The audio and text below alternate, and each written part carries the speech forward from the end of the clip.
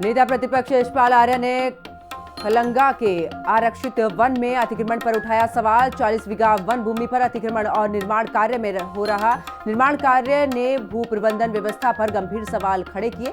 मामले की उच्च स्तरीय जांच की मांग। दिल्ली में सीएम धामी ने केंद्रीय रक्षा मंत्री राजनाथ सिंह से मुलाकात की। राज्य से जुड़े महत्वपूर्ण विषयों पर चर्चा हुई। रानीखेत और लैंसडाउन छावनी क्षेत्र को नगरपालिका के साथ विलय करने का अनुरोध किया। सीएम पुष्कर सिंह धामी ने 2026 में होने वाली नंदा देवी राजजात यात्रा की तैयारियों के लिए अधिकारियों के साथ बैठक की। सीएम पुष्कर सिंह धामी दिल्ली से वर्चुअली जुड़े यात्रा की तैयारियों में तेजी लाने के निर्देश दिए। हेलीकॉप्टर दुर्घटना को लेकर पूर्व मुख्यमंत्री हरीश रावत ने बीजेपी पर साधा निशाना। कहा, सरकार के पास एसओपी नहीं, सरकार नहीं कंपनियां निर्धारित करती हैं हवाई सेक्टर। नमस्कार, आप देख रहे हैं हिंदी खबर। मैं हूं आपके साथ पंकज यादव। करते हैं बुलेटिन की शुरुआत बड़ी खबर के साथ, जहां पर धामी कैबिनेट की बैठक आज 12 बजे सचिवालय में ये बैठक शुरू होगी। कई अहम प्रस्तावों पर मोहर लग सकती है। शिक्षा, वन, पशुपालन, ऊर्जा विभाग से जुड़े कई ऐसे प्रस्ताव जिनको लेकर की आज इस बैठक में चर्चा, और चर्चा के बाद इस दौरान देखना होगा कि कौन कौन से ऐसे प्रस्ताव रहेंगे जिन पर की कैबिनेट की मोहर लगेगी। तो बड़ी खबर आपको बता रहे, जहां पर धामी कैबिनेट की बैठक आज है और 12 बजे सचिवालय में बैठक शुरू होगी, जिसमें तमाम मंत्री मौजूद रहेंगे। साथ ही कई अहम प्रस्तावों पर मोहर भी लग सकती है। धामी कैबिनेट की बैठक आज है, इसमें तमाम मुद्दे, चाहे वो शिक्षा, वन, पशुपालन, ऊर्जा विभाग से जुड़े जो प्रस्ताव हैं, हो सकता है कि आज इनमें ये जो प्रस्ताव सामने आएंगे, ये जो प्रस्तावों पर चर्चा होगी, उसके बाद उन पर मोहर लग सकती है। तो बड़ी खबर आपको बता रहे, 12 बजे सचिवालय में बैठक शुरू होगी। और ज्यादा जानकारी के लिए हमारी सहयोगी शुभांगी हमारे साथ में लाइव जुड़ चुके हैं। शुभांगी, कैबिनेट की बैठक आज, और ऐसे में देखिए चाहे शिक्षा, वन, पशुपालन, ऊर्जा विभाग की बात करें, देखिए इसको लेकर चर्चा के बाद हो सकता है कई ऐसे प्रस्ताव जिन पर मोहर लग सकती है।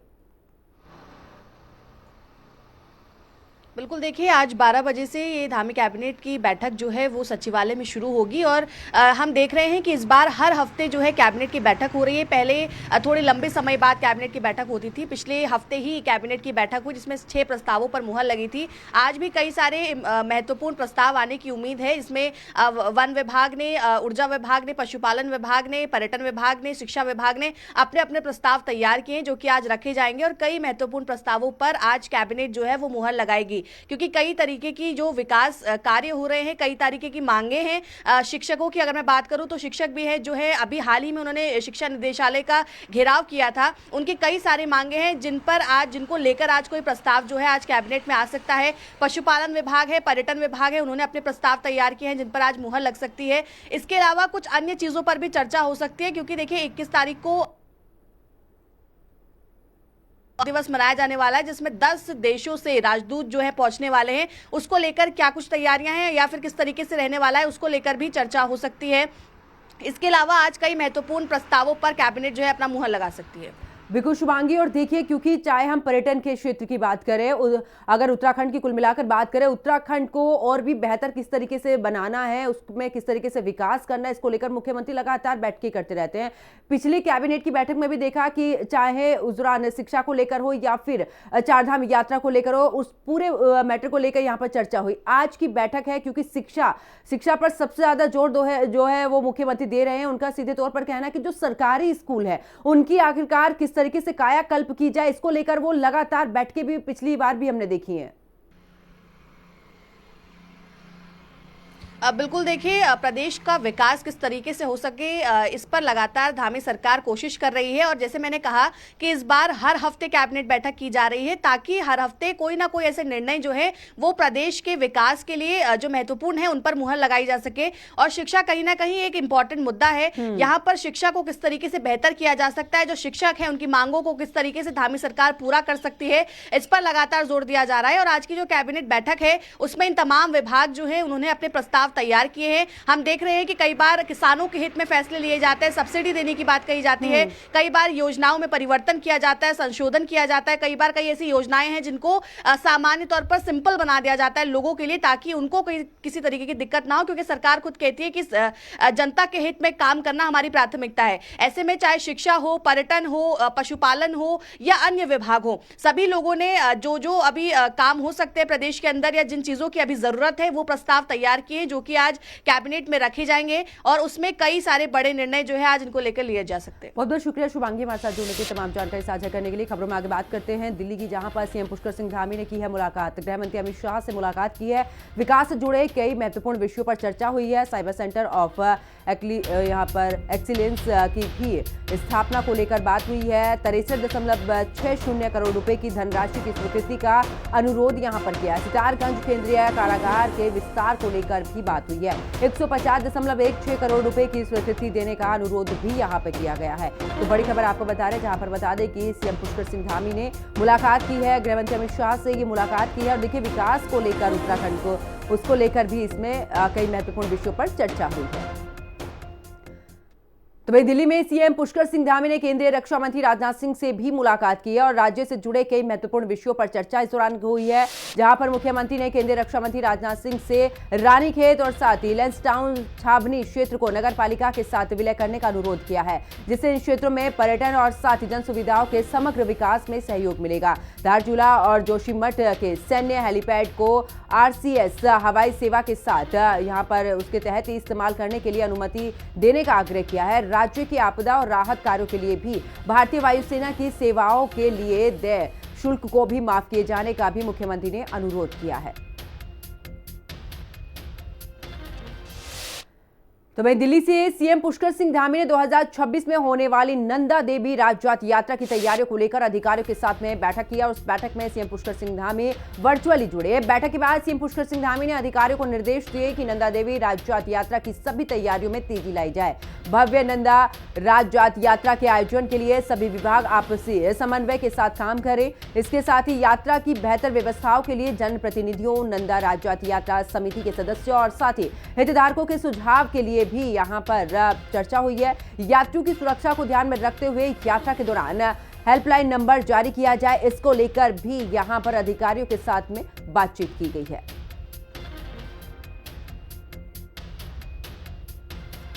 अब बात करते हैं देहरादून की, जहां पर नेता प्रतिपक्ष यशपाल आर्य ने उठाया है सवाल और खलंगा के जंगल में आरक्षित वन में अतिक्रमण पर सवाल उठाया है। 40 बीघा वन भूमि का अतिक्रमण और साथ ही निर्माण कार्य यहां पर हो रहा है। इसी निर्माण कार्य ने भू प्रबंधन व्यवस्था पर भी गंभीर सवाल खड़े किए हैं। यह अत्यंत गंभीर भ्रष्टाचार से जुड़ा विषय है। नाला पानी क्षेत्र के इस जंगल पर भूमाफियाओं की गिद्ध दृष्टि जो है वो टिकी है, ये भी उनकी तरफ से कहा गया है। भूमाफिया कैंपिंग और साथ रिजॉर्ट बनाने की तैयारी में लगे हैं। मामले की उच्च स्तरीय जांच कराए सरकार। तो देखिए, आखिरकार जिस तरीके से अतिक्रमण वहां पर हो रहा है और इसको लेकर यह अत्यंत गंभीर भ्रष्टाचार से जुड़ा विषय है, जिसको लेकर अब आखिरकार सवाल यहां पर उठने लगे हैं। नाला पानी क्षेत्र में के जंगल की अगर बात करें तो भूमाफिया कैंपिंग और रिजॉर्ट बनाने की तैयारी में है। मामले की उच्च स्तरीय जांच कराए जाने को लेकर भी यहां पर नेता प्रतिपक्ष यशपाल आर्य ने ये सवाल उठाए हैं। तो देखिए, 40 बीघा जमीन है ये और ये अत्यंत गंभीर भ्रष्टाचार से जुड़ा विषय है जो उनकी तरफ से कहा गया है। साथ ही नाला पानी के जंगल में भूमाफिया की गिद्ध दृष्टि को लेकर भी यहाँ पर सवाल और साथ ही भूमाफिया कैंपिंग और रिजॉर्ट बनाने की तैयारी में है। मामले की उच्च स्तरीय जांच कराए सरकार, ये उनकी तरफ से कहा गया है। तो भाई, उत्तराखंड प्रदेश कांग्रेस कमेटी के वरिष्ठ उपाध्यक्ष संगठन सूर्यकांत धस्माना ने यहां पर तराई बीज विकास निगम में घोटाले का आरोप लगाया। धस्माना ने कहा कि हरिद्वार भूमि घोटाले के खुलासे की आग अभी ठंडी भी नहीं पड़ी कि तब तक कृषि विभाग में तराई बीज विकास निगम भूमि नीलाम घोटाला सामने आया है। इस रिपोर्ट में देखिए। हरिद्वार भूमि घोटाले की आग अभी नहीं हुई ठंडी, अब कृषि विभाग में निकला घोटाले का जिन्न। तराई बीज विकास निगम में घोटाले की आज, धस्माना बोले हाईकोर्ट जज से कराएं जांच। कांग्रेस नेता सूर्यकांत धस्माना ने कहा कि उत्तराखंड की भारतीय जनता पार्टी सरकार में जिस प्रकार से रोजाना एक नया घोटाला सामने आ रहा है, उससे ये लग रहा है कि 2027 आते आते उत्तराखंड राज्य घोटालों में देश में भ्रष्टाचार में रहने वाले अग्रणी राज्यों के पहले पायदान पर पहुंच जाएगा। उन्होंने कहा, हरिद्वार भूमि घोटाले के खुलासे और उस पर हुई कार्रवाई की आग अभी ठंडी भी नहीं हुई, तब तक कृषि विभाग में तराई बीज विकास निगम भूमि नीलाम घोटाला और महेंद्र ग्राउंड कृषि मित्र मेला घोटाला सामने आ गया। धस्माना ने कहा कि उत्तराखंड का तराई बीज विकास निगम राज्य सरकार की अकर्मण्यता के चलते संकट के दौर से गुजर रहा है। सरकार बजाय उसे संकट से उबारने के उल्टा उसकी परिसंपत्तियों को कौड़ियों के भाव नीलाम कर रही है। साथ ही आरोप लगाया कि भ्रष्टाचार के आरोप में जेल गए कर्मचारी को इस समिति का सदस्य बनाया गया। बीजेपी का कहना है कि भ्रष्टाचार को लेकर धामी सरकार जीरो टॉलरेंस की नीति पर कार्रवाई कर रही है। अगर कहीं भी कोई घोटाला हुआ तो आरोपी को बख्शा नहीं जाएगा। हरिद्वार भूमि घोटाले में भी धामी सरकार ने आरोपियों पर सख्त कार्रवाई की थी। प्रदेश में भारतीय जनता पार्टी की सरकार मुझे लगता है कि 2027 आते आते घोटालों का कीर्तिमान बनाने जा रही है। इनका जो जुमला पूरे प्रदेश में जीरो टॉलरेंस, भ्रष्टाचार के खिलाफ जीरो टॉलरेंस, अब वो जीरो टॉलरेंस आप देखिए कि क्या कमाल हो रहा है कि राज्य में हर दिन नया घोटाला आ रहा है। अभी आप हरिद्वार के भूमि घोटाले से निपटे नहीं थे कि आपके सामने एक घोटाला आ गया तराई बीज विकास निगम का। भ्रष्टाचार के खिलाफ जीरो टॉलरेंस की नीति कई वर्ष से चल रही है और यही कारण है कि जितने भी लोग भ्रष्टाचार में अभी तक पकड़े गए हैं उनके खिलाफ सख्त कार्रवाई की गई है। सिर्फ आरोप लगाने भर से कोई भ्रष्टाचारी नहीं हो जाता। तो कांग्रेस के नेताओं की ये आदत में शुमार हो गया है कि वो अनर्गल आरोप जो है भाजपा पे लगाते रहते हैं। उनको प्रूफ के साथ अपने आरोपों को सिद्ध करना चाहिए। बहरहाल उत्तराखंड में नए नए घोटाले और आरोप प्रत्यारोप का दौर जारी है। ऐसे में कांग्रेस ने तराई बीज विकास निगम नीलामी घोटाले और कृषि मेला ठेका घोटाले की जांच उच्च न्यायालय के सिटिंग जज या सीबीआई से जांच कराए जाने की मांग की है। उत्तराखंड में 2027 में विधानसभा चुनाव होने हैं। ऐसे कांग्रेस इन घोटालों के जरिए बीजेपी को घेरने की भी कोशिश में है। दीपिका भंडारी और शुभांगी भट्ट के साथ ब्यूरो रिपोर्ट, देहरादून हिंदी खबर। और चलिए रुक करते हैं देहरादून का, जहां पर राष्ट्रपति द्रौपदी मुर्मू का दौरा है। राष्ट्रपति द्रौपदी मुर्मू का 3 दिवसीय प्रस्तावित ये दौरा है। अपने जन्मदिन पर देहरादून पहुंचेंगे राष्ट्रपति। आज सियाना में बने पार्क का भी करेंगे लोकार्पण और एडीजी ने फोर्स को भी यहां पर किया है ब्रीफ और दौरे के दौरान सुरक्षा के होंगे पुख्ता इंतजाम।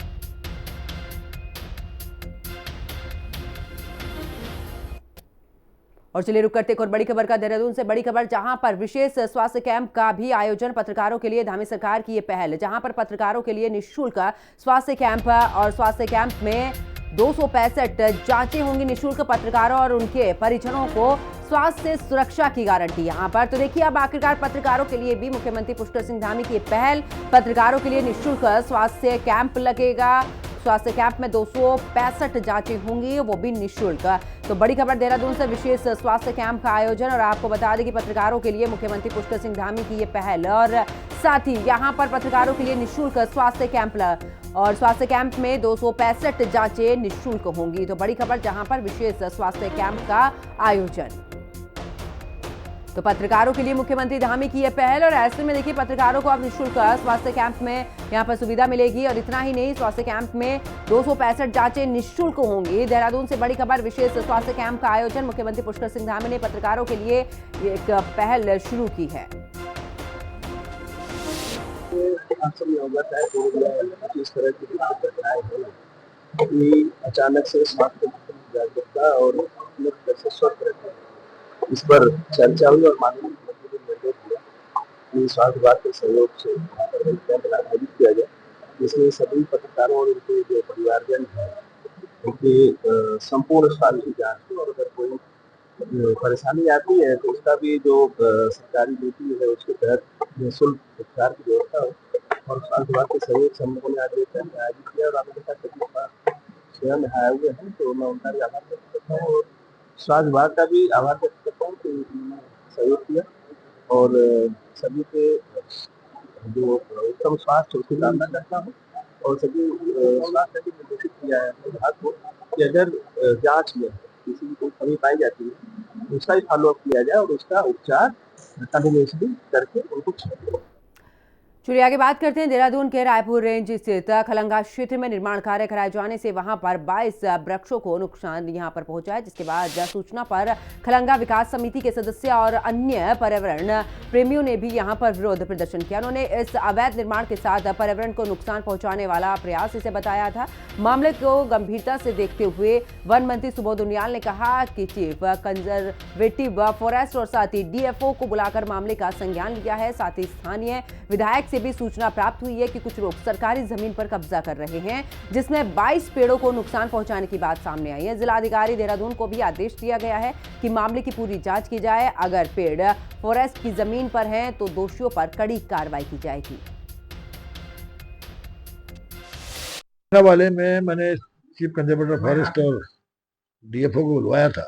जब मुझे उमेश कावजी जो विधायक हैं उनका फोन आया कि कुछ लोग सरकारी जमीन पर कब्जा करने का प्रयास कर रहे हैं और पेड़ वेड़ काटे गए हैं, तो मैंने उसके बाद चीफ गढ़वाल और डीएफओ मसूरी को बुलाने के बाद उनसे जब पूरा डिस्कस किया तो उनका कहना था कि साहब ये जमीन यहाँ पर प्राइवेट जमीन है कुछ लोगों की, और तो उसके बाद मैंने कहा आपने कैसे मान लिया कि जो पेड़ काटे गए हैं ये प्राइवेट जमीन पर काटे गए हैं, क्योंकि उन्होंने बताया कि इसमें 20 पेड़ जो हैं वो एग्जेम्प्टेड स्पीसीज के थे और 2 पेड़ वो साल के हैं।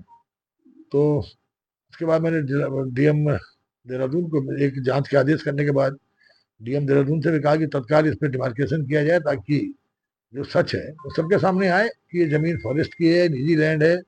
अगर फॉरेस्ट लैंड पर काम किया होगा तो निश्चित रूप से कार्रवाई की जाएगी और किसी को बख्शा नहीं जाएगा।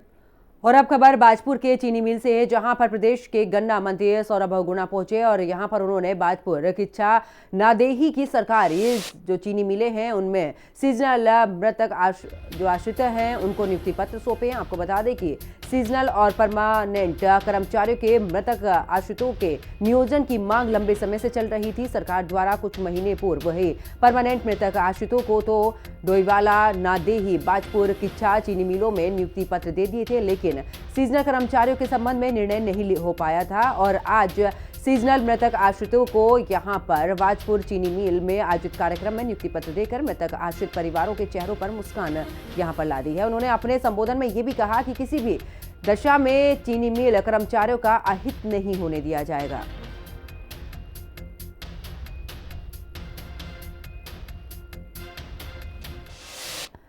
उधर कालाढूंगी में मंडी की समस्या को लेकर सामाजिक कार्यकर्ता मयंक गुप्ता के नेतृत्व में स्थानीय युवाओं ने भी उप मंडी की मांग करते हुए यहां पर उत्तराखंड मंडी परिषद अध्यक्ष अनिल कपूर डब्बू को ज्ञापन यहां पर सौंपा है और स्थानीय युवाओं ने मंडी परिषद अध्यक्ष को कालाढूंगी में मंडी न होने की वजह से किसानों को होने वाली समस्याओं के बारे में भी अवगत कराया है। मयंक गुप्ता ने यह भी बताया कि मंडी परिषद अध्यक्ष को कि कालाढूंगी कोटा बाग क्षेत्र सब्जी उत्पादन के लिए महत्वपूर्ण है और यहाँ के किसानों को कालाढूंगी में मंडी ना होने की वजह से उनकी फसलें और इसके अलावा सब्जियों का उचित दाम नहीं मिल पाता है। उन्होंने कहा कि किसानों को औने पौने दामों में सब्जियां बेचने को मजबूर होना पड़ता है, जिससे कि इस क्षेत्र के काश्तकारों को भारी नुकसान भी उठाना पड़ता है। वहीं मंडी परिषद अध्यक्ष अनिल कपूर डब्बू ने कालाढूंगी स्थानीय युवाओं को आश्वासन देते हुए कालाढूंगी एसडीएम को मंडी स्थापित करने के लिए भूमि चयन करने के लिए यहां पर पत्र भी प्रेषित किया है। अनिल कपूर डब्बू ने कहा कि जल्दी कालाढूंगी में भूमि चयनित करके उप मंडी स्थापित की जाएगी।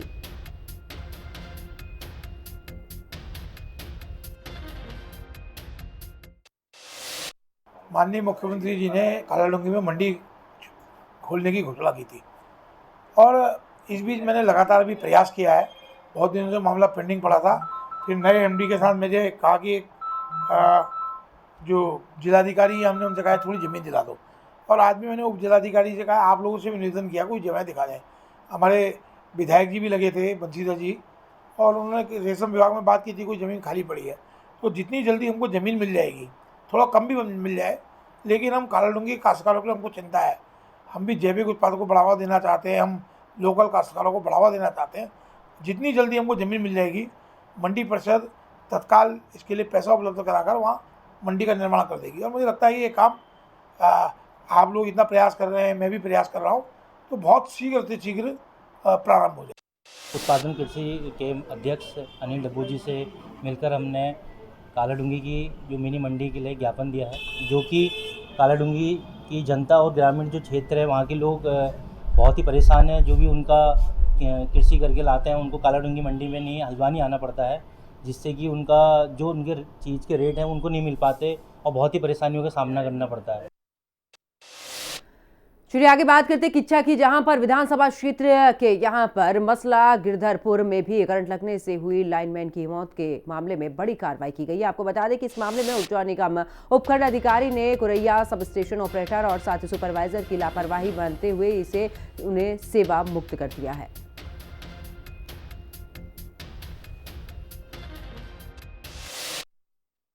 सत्या मेटल इंडस्ट्रीज है लालपुर मलसा रोड में, उसके 11 kV के फ्यूज फटे थे और वो फ्यूजों को जोड़ने के लिए वहाँ के लाइनमैन शिव कुमार ने शटडाउन लिया कुरैया बिजली घर से।